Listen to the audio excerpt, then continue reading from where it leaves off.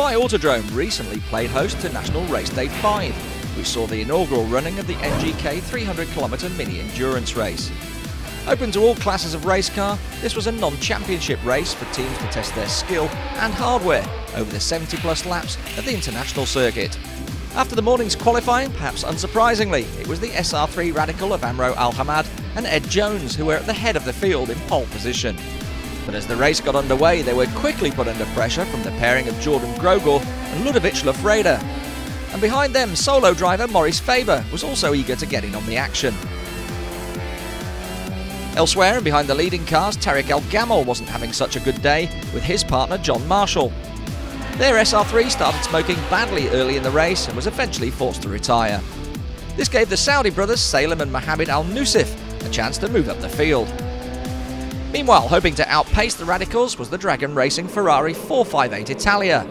But problems set in early on, and after a no-show for qualifying, the number 88 car had to start from the rear of the grid. And then, just 8 laps in, more bad news as Leon Price nursed the car into the pit lane and it was game over for the day. Behind the Radicals, Nader Zahura was making a welcome return to the track in his Seat Super Copa. However, the race was ultimately a lonely one for the 2012 NGK Touring Car Champion.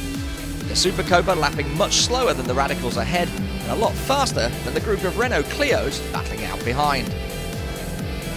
And there was plenty of action in the Clios, with Guillaume Simonet, Sami Moutran and Willie Morrison all competing in the increasingly popular race car.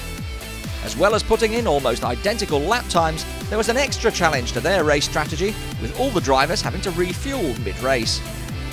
Meanwhile, chasing the Renault Clio pack was Spencer van der Pal in the SVD Racing Diesel BMW.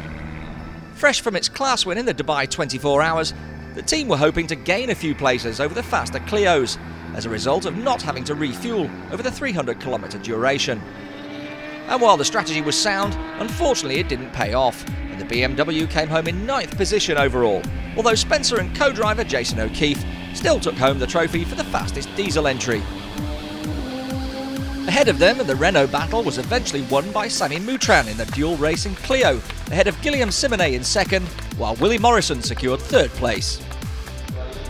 Crossing the line 1 lap ahead of this trio, and Nader Zahura took home the accolade as the winning touring car on the day, as well as finishing 5th overall. This is the first time we do it at the Dubai Autodrome. It was wonderful. I was waiting for this moment for a long time. I love this kind of races, like for 2.5 hours race. It was wonderful. Meanwhile, the Radicals had their own race on, and all was looking great for the pairing of Ludovic Lafreda and Jordan Grogor. Lafreda's first stint saw him pass Amro Al-Hamad and build a comfortable gap.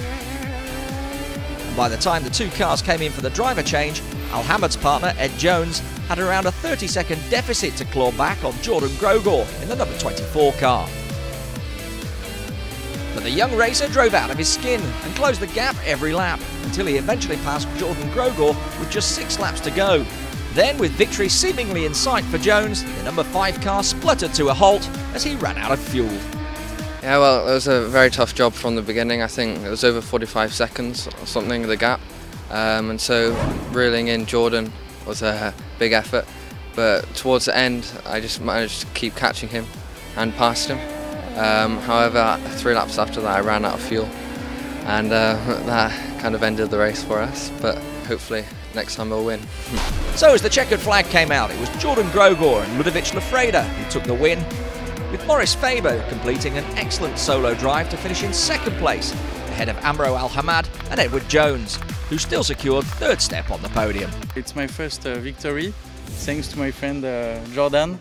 So it's our first race together. I'm so proud to be his co-pilot. So we win. We are a good team.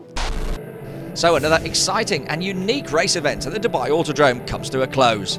To see more action-packed racing, don't miss the next National Race Day on February the 22nd.